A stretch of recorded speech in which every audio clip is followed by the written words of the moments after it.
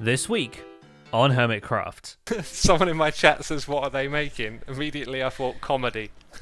A mess. And that.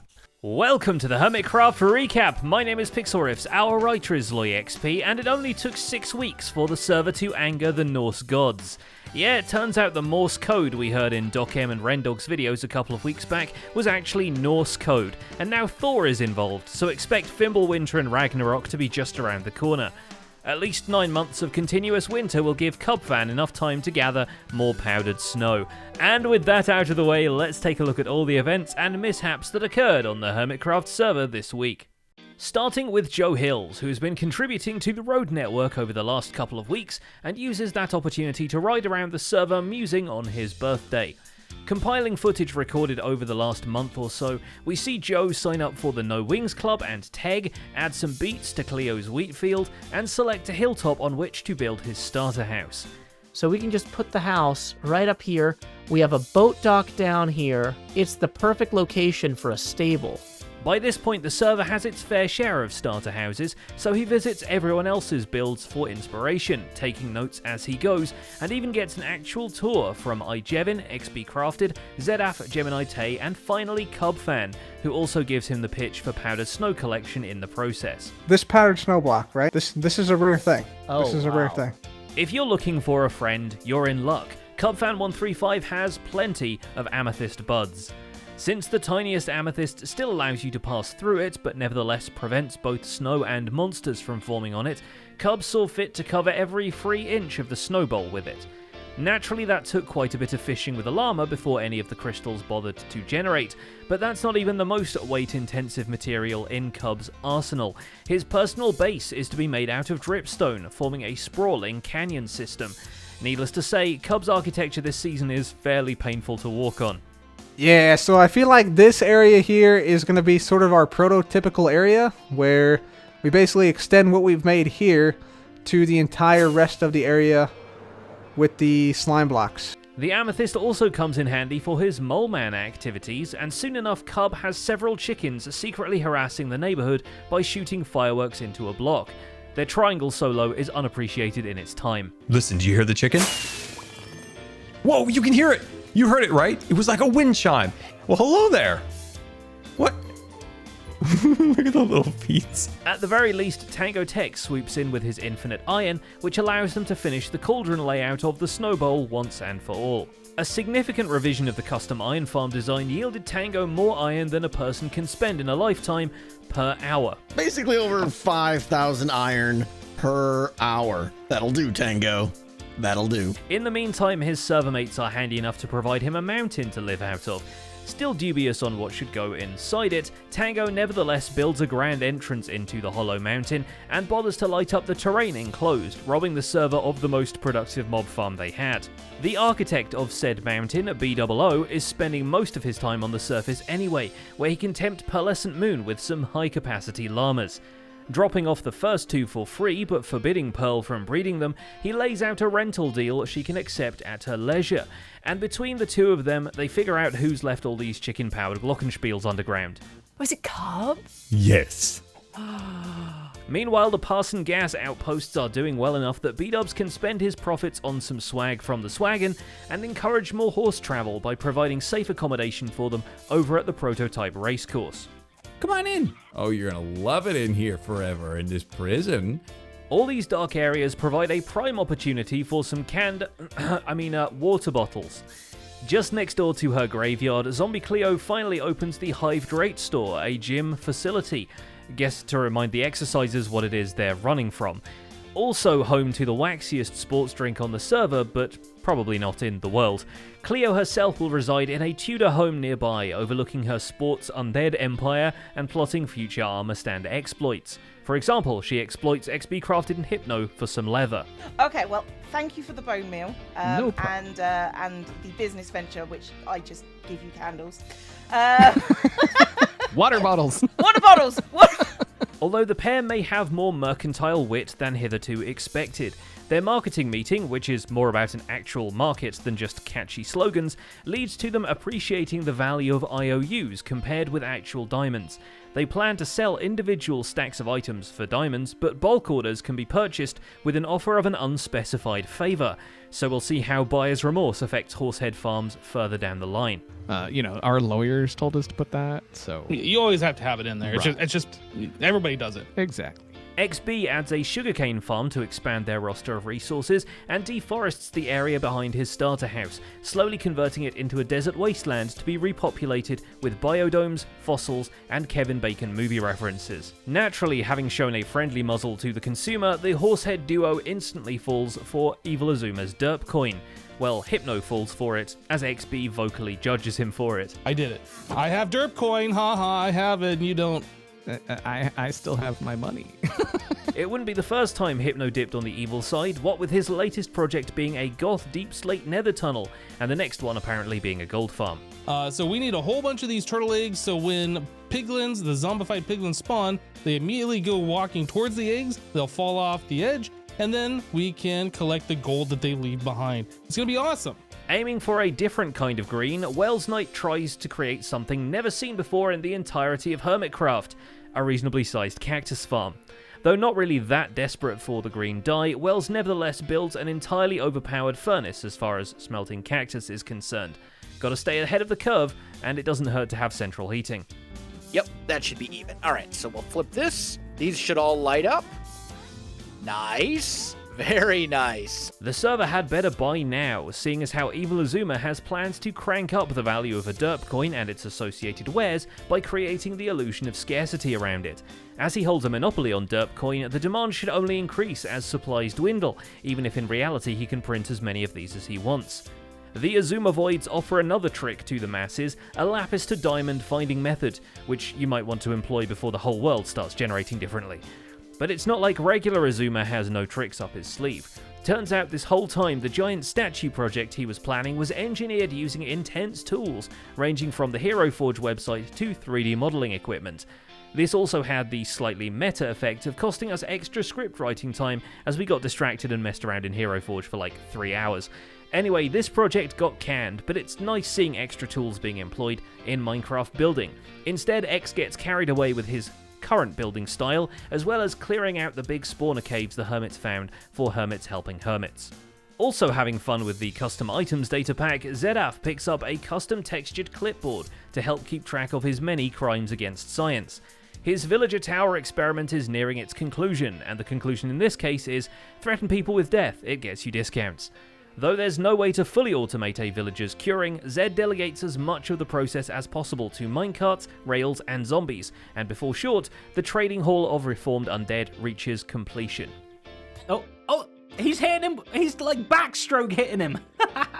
And equally, like in 2 hits, we already have a zombie villager, look at that. False Symmetry presents the world with a whole new species, a giant glowy butt spider she builds on the ceiling of her grinder cave.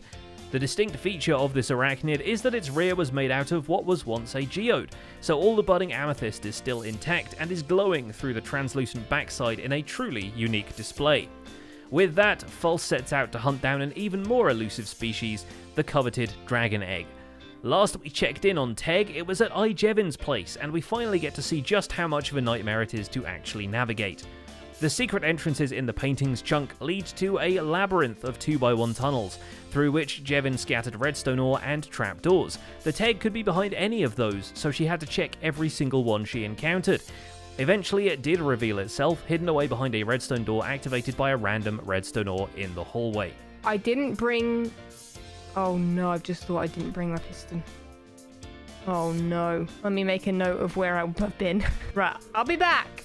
Eventually, False's Teg hiding place is discovered by Mumbo, who accidentally makes the game harder for himself when he forgets the dragon ovum teleports when you hit it. Ah! I forget that the egg does that! We don't get to see where he's hidden it, although he has plenty of options now his hand-terraformed mountain is coming together. Over several time lapses, he builds a stone-bouldered exterior with deep slate gluing it all together to eventually be covered in moss and vines and ruined structures. While this is a massive undertaking, it turns out his neighbours are putting him to shame, and Mumbo steps next door to challenge Impulse SV to another End Crystal duel. Oh! Yeah! Oh, you missed! Shame! I underthrew it! Because Impulse is ready to show us a world of pure imagination, as it turns out his chomping on amethyst shards and manifesting a purple bow tie last week was leading up to him being given the keys to the candy store.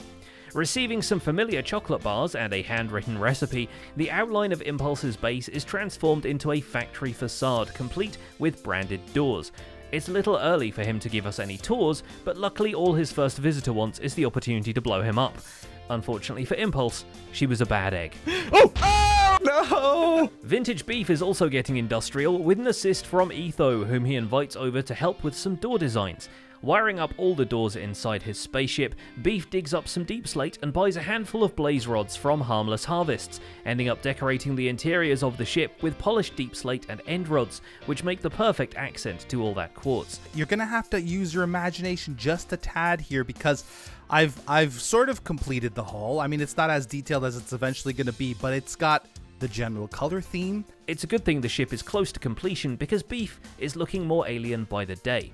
An even more extravagant mode of transportation arrives when Good Times with Scars villagers, affectionately called Oompa Loompas as well, show up in their own motel building, which in story they just stole wholesale and simply added a chassis to. There is a hotel owner looking for his hotel right now. And great news from Scar's Twitter, they'll all be giving him discounts. Scar goes a little less ambitious with his own carriage and only installs a reasonably sized swagon at the crossroads, debating for a moment parking one at every pass and gas station just to be a nuisance. Well, he gets the XP shower experience anyway. Grian meets him midway through some other shenanigans and blows his hat off with an end crystal, instantly teleporting the tycoon back to his bed, where Grian has also splashed a year's supply of bottles of enchanting, so the XP orbs swamp Scar and keep him in one place for 10 minutes or so. Magic! I made you disappear! Ta-da! I mean, I'm almost getting more XP than I had.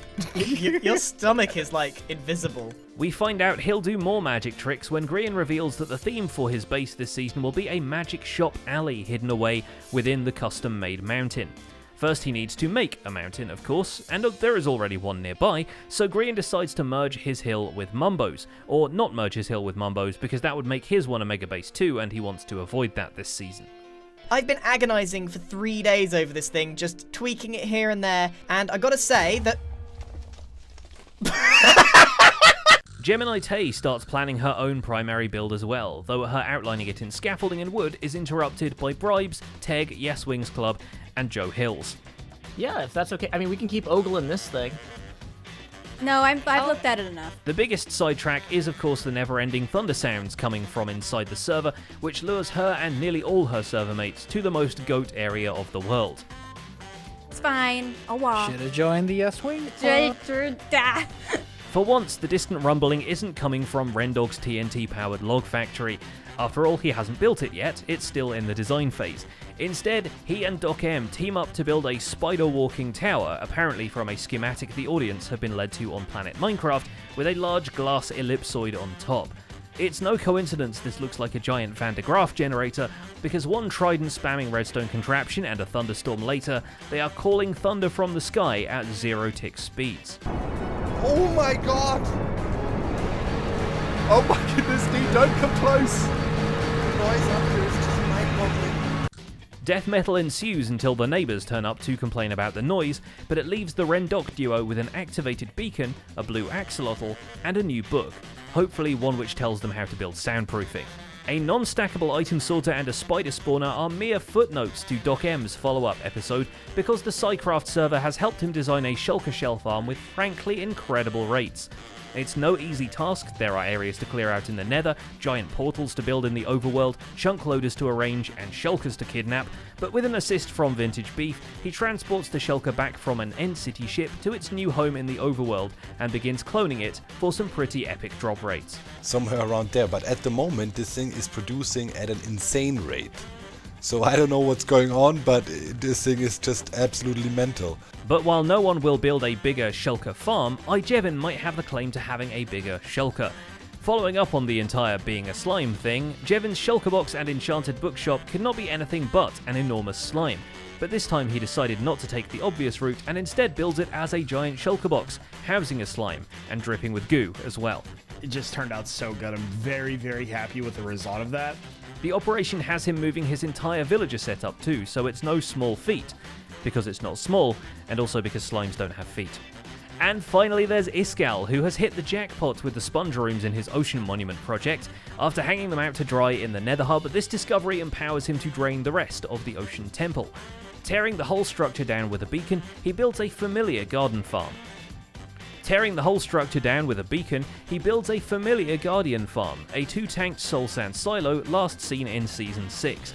So expect him to specialise in prismarine bits once he can get a shop up and running, although for now, he'll need some invisibility potions to stop the current resident from giving him laser eye treatment in the process. Still haven't died, by the way. I still haven't died once while doing this Guardian farm. Stop!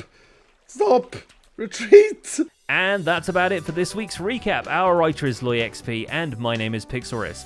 Here's a question for you. What's the coolest pet you can have in Minecraft? If you ask Loy, it's a Ravager, and in the end screens you'll find 5 awesome reasons why. They range from aesthetic decoration to actual redstone machines you can build using them, so check out his video on the matter. Don't forget to leave a like while you're still here, and subscribe so you won't miss future recaps. Thanks for watching, and we'll see you next week.